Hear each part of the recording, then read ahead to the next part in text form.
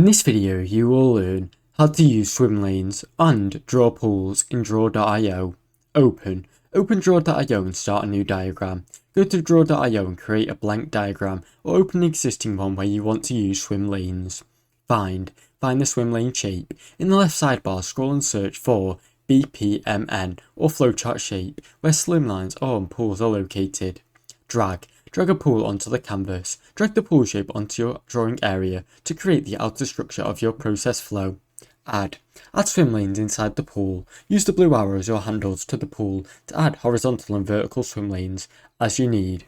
Label each swim lane. Click on the swim lane title area to rename it according to the role, department and team it represents.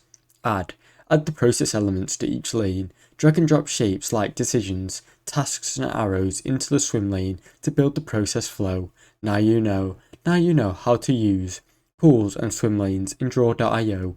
Thanks for watching. Don't forget to like and subscribe.